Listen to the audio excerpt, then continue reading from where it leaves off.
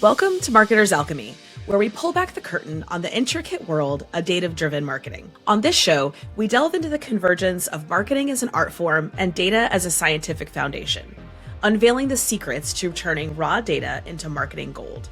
I'm your host, Catherine Turnoff, Senior Product Manager at Deluxe. Join us as we dive into real-life case studies and give you a front row seat to industry pioneers and visionaries.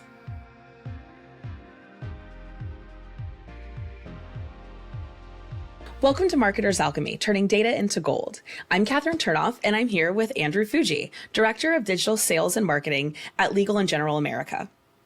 Andrew has a long history in building and executing paid media campaigns, notably in the insurance industry. Welcome, Andrew. Hi, Catherine. Thanks for having me. Yeah, thanks for being here. So before we dive into it, I hear that you have a rather unorthodox way of deciding where to live. Can you share a little bit about that with us?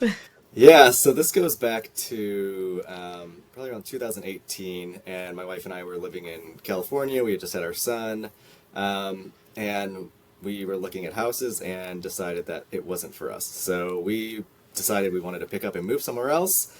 And naturally, being a data-driven person, I created a spreadsheet. So I had a spreadsheet full of all the cities we might want to live in. We put things in there like medium home price, average days of sun, pretty much anything you could think of. And based on that, we chose a city. We chose Kansas City. We had never been there, never visited there, and we picked up and moved. We hired a realtor. They showed us one house virtually. We bought it, and yeah, a few months later, we were there. As a classic overthinker, my heart is pounding. I'm just like, but you might have missed out. What about I love it. I also love that your wife is like, yes, that's how we should do it. Are you both into data? So I'm into data. She's into action. So Okay. I probably would have sat there and made 10 more spreadsheets, but she was the one to pull the trigger. I love it. It's Yeah. the alchemy of like data Yeah. and a little bit of like science. Yeah, it comes together. Yeah. And are you still in Kansas City? We are. Yeah, we love it here. Okay. We've been here, yeah, since 2018. Awesome. Can you tell me a little bit about your career journey up until Legal & General America? Yeah, absolutely. So back in 2009 is basically when I started kind of my career in digital marketing. And then from there, I've worked for a lot of different agencies. I've worked for startups, and then obviously larger corporations like Legal & General. And really, I've run the gamut of all different types of digital marketing. So paid search, social ads, SEO, affiliate marketing, CTV, anything you could really think of from a digital standpoint, I've had the opportunity to have a hand in it. So our first segment is Alchemy Unveiled, Mixing Marketing Potions. So what's something your average person doesn't know about life insurance planning? I think one thing that might be a misconception is cost. So as long as you're looking at, term life insurance, it's relatively inexpensive for most people. There is a handful of different types of life insurance, whole life insurance, universal, final expense, but really term life insurance is really affordable and a really good option for a lot of individuals. I think another thing that people kind of get wrong potentially the first time when they're looking at life insurance is going for the biggest policy they can because they're like, well, if something should happen to me, I want to leave my spouse with as much as I possibly can. When in reality, you're not trying to get rich from it. What you're trying to do is really just cover your bases of what kind of debt do you have, what kind of expenses do you foresee in the future. So obviously working with a life insurance agent, they can help you really figure out what that number should be. And then the other thing, a lot of people are familiar with the movie Along Came Polly, and they see this guy base jumping and Right. underwriter going with him, and that's really not how it works. It's mostly a look at some of your past history, where you're at from a age standpoint, health standpoint, and then underwriting from there. But you're not ruling out the base jumping, right? If you get a cool underwriter, it can still happen. Oh, that is definitely involved in there. If you're an avid base jumper, that will be underwritten in. It will be added. Got it. How much education goes into your audience building, right? Like when you kind of look at marketing to consumers, do you focus on education a little bit to help them navigate these waters for how much insurance and those kinds of things? So life insurance is one of those topics that you really don't know about until you start looking for it. And the issue is that there is so much information out there. There's so many different types of life insurance that it's our job to help customers understand what the difference is between the different types of life insurance, what good options could be for them, as well as giving them a realistic picture of what that could, what that cost could look like. So you're kind of the advisor that they might not have known they needed, right? Mm-hmm. Yeah, exactly. Okay. So in marketing, what kind of data do you look at every day? So for us, we really look at performance by channel. That's a really big one for us. So when I look at my data every day, I'm looking at how well is paid search performing, how well is social ads performing, affiliate marketing. And really what we're looking for is one of the key metrics is our lead to application. So out of the leads that we're buying, how many of them are we converting into an application? And that's an important one for us because it shows the intent of the customer, like how willing are they to go through an application process, or are they just sort of window shopping? And so what we're really looking for when I'm going through that daily thing is just some outliers. So do I see anything from a lead to application standpoint that is really high or really low, and then we could drill down in the data from there. Okay. And then based on what you're seeing, how does that influence you to look further, or what do you look at once you dig in? Yeah, I think the biggest thing is if it looks outside of our normal ranges that we typically see, then we want to dive in and figure out why does this particular channel, this particular campaign look off? And then we can look at, did something, was the targeting off? Was the ad messaging off? Just trying to, drill down and really figure out what could have caused, a potential drop in lead application, or vice versa, what could have caused a nice increase, and can we replicate that across other channels? Always looking to replicate the increase, right? Yeah. So we all know how effective trigger marketing is, but life insurance isn't something that people think about often. So what ways can you tell a customer might be primed to receiving messaging about life insurance from LNGA? You kind of touched it right there. Trigger marketing for life insurance is really about life events. And so whether it is an individual getting married, having their first child, buying their first home, those are all really big triggers for having life insurance or starting the process of looking for life insurance. And luckily there are some platforms out there, Google Ads, for example, they actually have a life events category. And in that life events category, you can drill down and actually see this person is, having a child, they're buying their first home, different things like that. And Google's building that based off of all of the search intent that user has. So are there times that you disregard data in favor of your gut feeling? Absolutely. I don't like to admit that because I am very data driven, but there are definitely times that we have to go with a gut feeling. A good example of this is really when we're talking to our sales agents and we hear feedback from them anecdotally that this campaign, the leads from it are not working or something along those lines for whatever reason. Maybe it's bad contact info, so people aren't submitting, correct phone numbers and things like that. So what we really do is we take that into consideration. We'll look into the campaign and into the leads and determine if it is statistically significant. So if they are saying, for example, that the information isn't correct that they're being provided, does that fall within the normal range of a campaign? So, if 50% of that campaign's leads have bad contact, well, that's way outside of what we would expect. And so in that scenario, then we have a very good case for making significant changes to the campaign.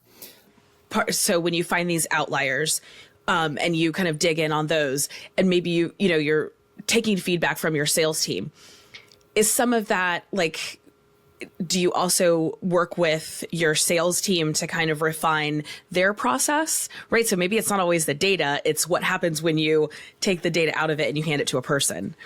Is that a piece of your kind of potion? Yeah, absolutely. So we talk to them a lot about what they, what is their process? What are their sales questions? What are they asking them up front to help us potentially lead that journey? So if we know, for example, a user isn't going to have to submit certain amounts of data, they're going to have to change up what they ask that person up front. And so there's a lot of give and take when we're talking to the sales team. Got it. So it starts with data, and then you really rely on your teams to help take it across the finish line. Yep, absolutely. What's a recent aha moment you had while exploring new data to look at ways of reaching new people? Yeah. It really shouldn't be an aha moment for me, but when we were testing Facebook ads, this kind of goes into the life events portion too. We were seeing a that our performance was really scattered, and we couldn't quite pinpoint why some ads were working, why others weren't. It just seemed really random. And as we started to break down the data even further and broke everything down into different age bands, what we started seeing is that the creative didn't necessarily match that very specific age band. And so if we're looking at, for example, a 30-year-old versus a 40-year-old, there's a lot of similarities, right? There's a good chance they're married, they have children, they might own a home, but the life stage of the children that they have is very different. So a 30-year-old might have a toddler, newborn baby. The 40-year-old may have grade school, middle school, high school. And so if we're showing ads with families in them and that individual that's a 40-year-old receives one with a baby, it may not resonate as well with them. And so it may not stop the scroll for them. And so what we started doing that we're going to be testing very soon is user generated content that's very focused on those different age bands, and each piece is going to have an individual that's very focused on that specific kind of life stage. Got it. That makes sense. Are there other cues that you might use besides age that can help hone in on making those, the ads a little bit more relevant to your audience? Mm-hmm. Yeah, it'll be gender, age, kind of all the main demographics Okay. that you might look at in any sort of other campaign. Yeah, makes sense. I think that can tell you a lot about a person, and then help, once you start to segment that audience, it really becomes a little bit more impactful when it resonates, right? And you can see yourself in the ad, and it feels like something you should respond to. What's one piece of data that you wish you had in your back pocket? I think the biggest piece of data that would be really useful to have in my back pocket is if a user is window shopping versus actually looking for life insurance. So the big difference there is if someone is searching on Google, for example, term life insurance costs, I can't distinguish necessarily if someone is window shopping just solely based on that term or if they're actually looking for life insurance, because you might be looking for cost to get a general ballpark range, or you may actually be looking to try to find the most competitive price. And so if we were able to have that, just handed to us all the time, that would be perfect, because that changes what ad I can show you. I could Sure. give you something that's more educational, drive you to a page that has more information about general life insurance costs versus, someone who's really high intent, ready to buy.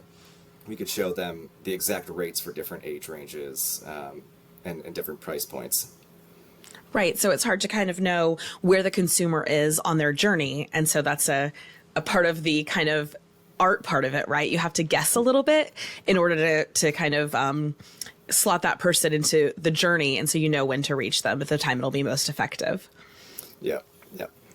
How do you think your job will change in the future? Fingers crossed we still have jobs with the advent of AI, but in reality, I think it will just become more efficient. So when I'm looking at what AI is currently doing from a marketing standpoint, it's doing everything from, making A/B testing a lot more efficient. So when we're looking at running A/B tests, we have to wait sort of until something is statistically significant. I think AI is going to be able to pull that out a lot quicker than we potentially Then can. we can. Yeah. Yeah. And the other piece that's really interesting is seeing us when we're writing copy right now, whether it's on Google or Facebook or different sort of ad platforms. There's always this AI suggested, and so they'll actually suggest different ad copy to you, which is incredibly useful. Being a financial based company, we still have to run everything through compliance, but at the same point, to get sort of that ready-made copy for you that Facebook or Google might think is useful is just another way to kind of add to your list of things to test. And in the tone that you want, right? Like I do love the feature that you can kind of make it a little more informal or formal, depending on kind of the vibe that you're going for. Yeah. What ways have you been adapting to that changing landscape of data, right? AI plays a big part. How else are you kind of trying to get ahead of the curve? Yeah, it's definitely a challenge. So, being a larger corporation, we have entire teams that will sort of pull people together and have a dedicated, kind of AI task force looking at all the different things out there. And especially because, when you're working with a sensitive information like we do, you don't want to put things into a black box. So we have to be very thoughtful of what we're doing. And so we will have different groups and task force to sort of identify what could be a good role for it. So it's really been affecting everything in the company. So it can help underwriting, it can help customer service, it can help marketing, obviously. And for us, in terms of staying in front of it, it's just a matter of keeping abreast of what's going on with AI, who's using it, when is it being used, so that we can take advantage of it, but also be aware of when it's being utilized, so that we're not pushing anything that we don't necessarily want to be, pushed into AI. Right. I would imagine there are a host of regulatory and compliance pieces that you need to take into account. And I think that landscape is still a little bit new, right? Navigating it can be tough. What are your thoughts on direct mail? It's really interesting. So I obviously, since 2009, have been in digital marketing. And so I'm always have not been a big direct mail person and everything, but it works. It still works. We do direct mail campaigns. We actually have a kind of a customer-based campaign where we're sending out direct mail for a supplementary insurance policy, and we also send out direct mail to people whose term life insurance policies are expiring. Okay. And it generates really good leads. And so as long as it's still working, I think it has validity. It's just when you keep testing and as long as you're monitoring how well it's performing, and does that, ROI still make sense. So how much of that mixing with online and offline data do you use, right? So you're using offline data for some of your mail campaigns, I'm assuming, right? And then online data for digital. Did you ever mix the two? To a degree. So the direct mail campaigns also have an email component to them. And so what happens is individuals will get a letter and they'll also get emails, and we can track which one is performing and which one's generating, the interest, which one is actually turning into policies. And so we do mix those to a degree. So let's move on to our next segment, from nuggets to campaign gold. Do you have any real life examples that kind of can demonstrate one of your most recent successful campaigns that was driven by data? So coming into LGA, one of the things that I noticed right off the bat was that one of our best performing channels wasn't working, essentially. And so this is Google paid search. It's a really high intent channel for all intents and purposes. And it was actually one of our lowest performing channels. Our sales team didn't like the leads from there, and that was kind of mind-boggling to me.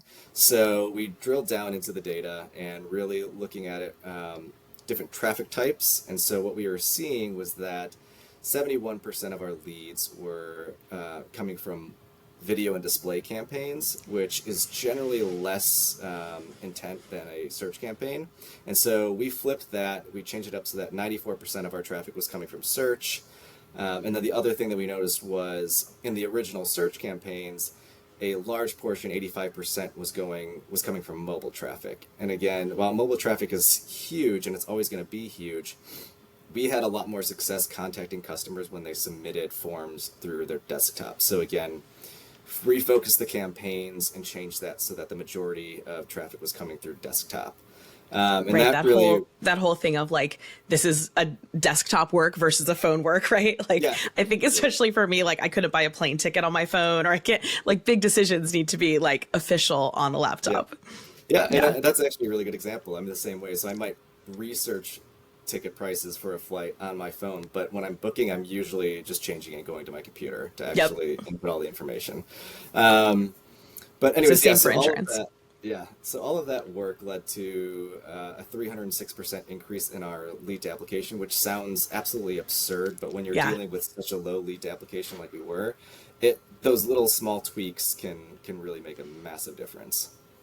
So that was definitely an outlier that just digging into the data in this case kind of helped, and going with what the data said as opposed to your gut, right? It was kind of laying out the path really clearly for you. Yep. What tips do you have for marketers that are just starting out with data-driven decision making?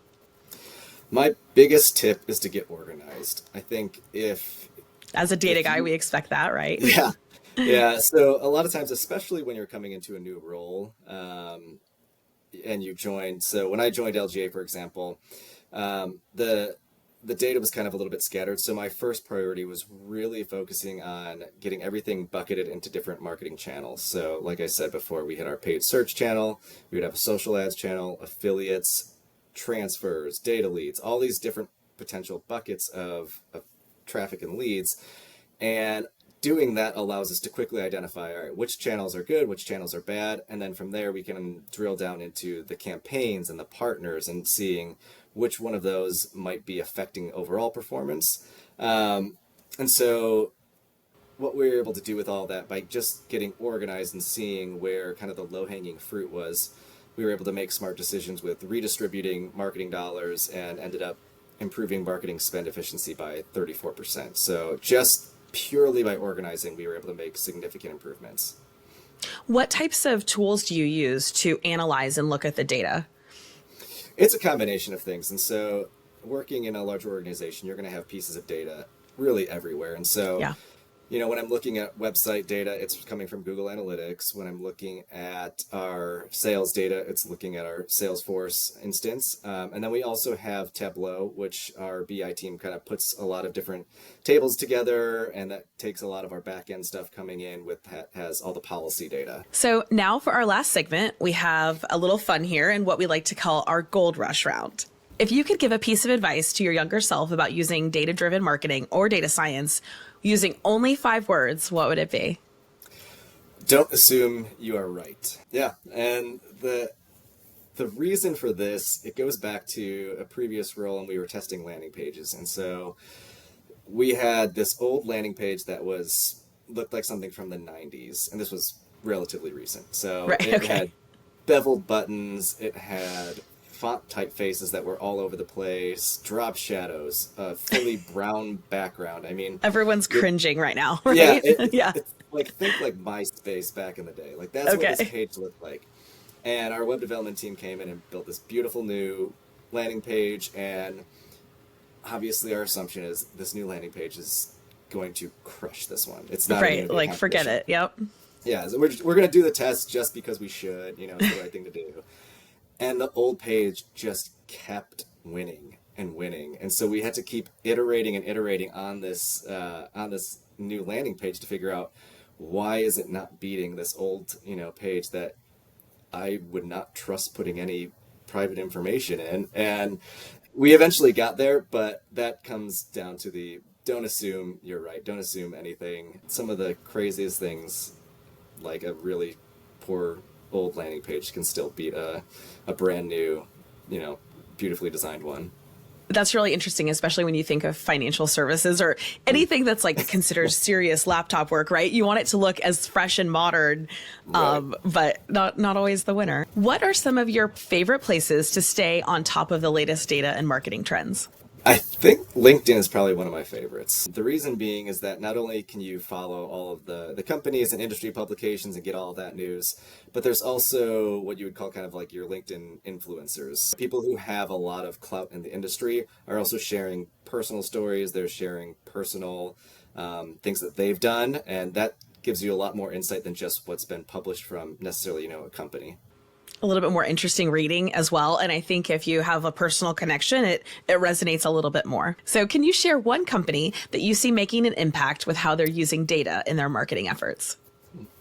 So this won't be an exact response of a company today that I necessarily look at, but companies like Instagram have always been just fascinating to me in terms of the algorithms and the data that they're using just to serve up relevant content or different ads based on really tiny actions that you've taken.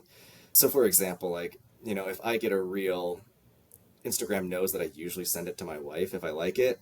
And so she'll actually see it on her own within like 30 minutes. And she'll be like, oh, hey, look at this reel I just saw. I was like, oh, yeah, I already saw it. And so it's funny that they know, like, oh, he's going to send this to her. We might as well show it to her anyways.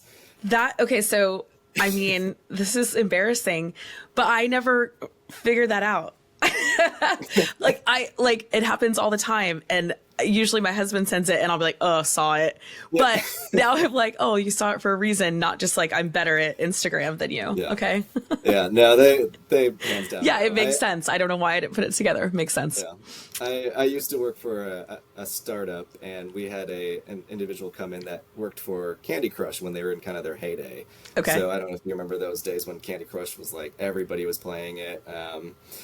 But they talked a lot about the psychology that was used in tech, and so we won't get into the ethics necessarily about that, but right, it's a topic for another day. Yeah. This was back in 2013, so I mean 11 years ago, and they're still talking about AI and algorithms back then when they were in their infancy. So the fact that nowadays it's kind of ubiquitous that there's machine learning, there's AI, there's algorithms built into everything you're doing, and they've been doing it forever. So that's what's kind of fascinating to me. Yeah. Well, thank you so much for your time today. This has been fun, educational. Hey, how can we keep in touch with you? How can we find you? Yeah, LinkedIn is probably a good place. So just Andrew Fuji. You can find me on LinkedIn, and then Instagram, Andrew.Fuji. It's mostly just personal stuff. You won't find too much marketing alchemy on there for me, though. Got it. Or reels that your wife sent you. Yeah, that's on right. there. All right. Thank you. Yeah, thank you.